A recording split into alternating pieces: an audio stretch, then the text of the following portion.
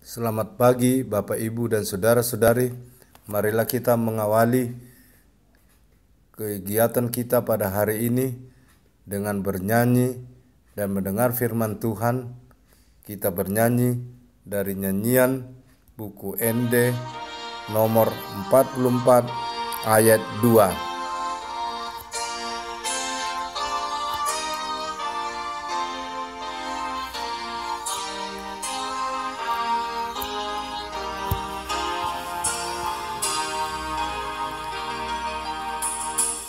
Marlas ni roha situ tu saluhu anak na burju lamangi hutan Yesus ipe patari dahon malas ni roha di debata sakap nama patulus. Puji, puji Yesus Kristus nama nobus ton dimuna sian hama goan muna.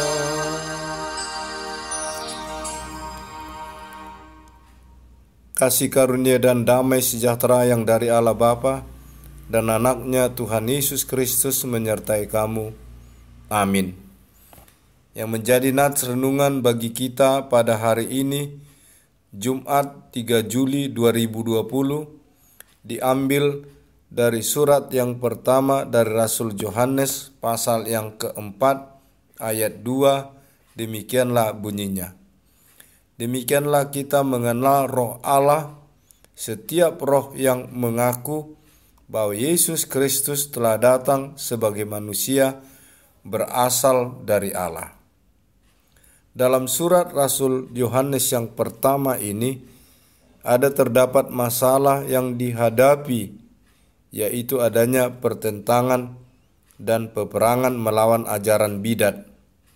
Dan tujuan dari penulisan 1 Yohanes ini adalah untuk melawan ajaran sesat, yaitu gerakan gnostik dan terutama doketisme.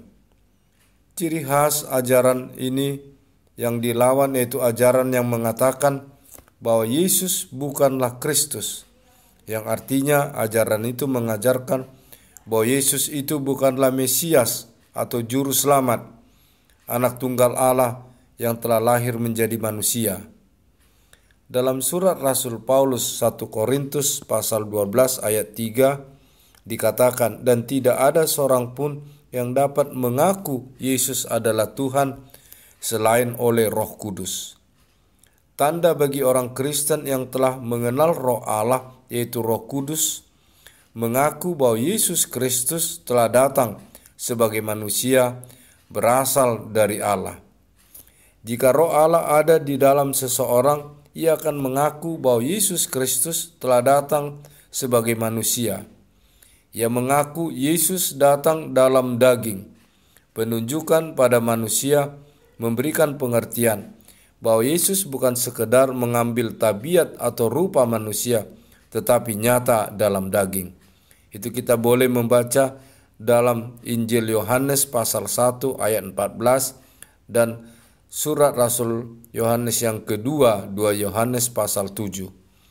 Roh yang mengaku bahwa Yesus Kristus sudah datangnya dari Allah. Karena ini bukannya penemuan manusia, tetapi sesuatu yang dinyatakan Allah. Pengakuan orang Kristen yang percaya kepada Tuhan Allah Bapa sebagaimana pengakuan iman rasuli yang setiap kebaktian minggu disaksikan orang percaya di seluruh dunia.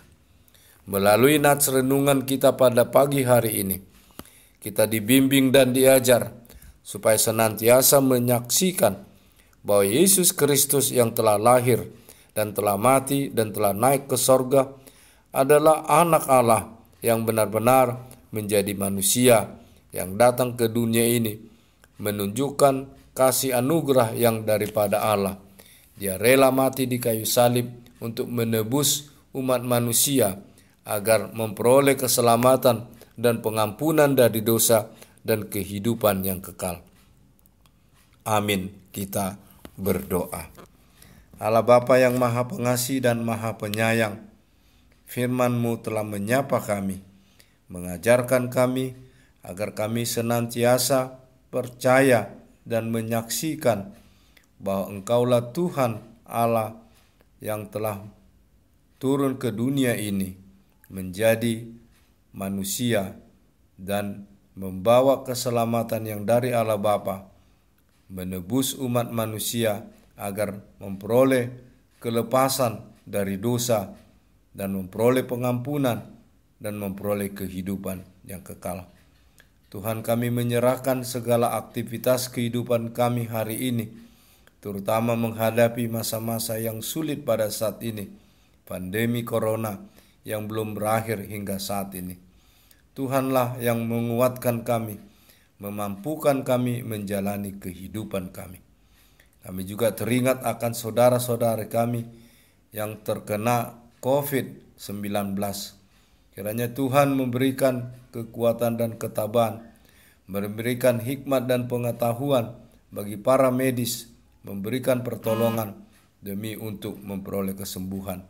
Juga kami menyerahkan seluruh aktivitas kehidupan majelis-Mu dan jemaat-Mu dimanapun berada. Kami menyerahkan juga saudara-saudara kami yang lemah fisik karena sakit. Tuhanlah menolong mereka.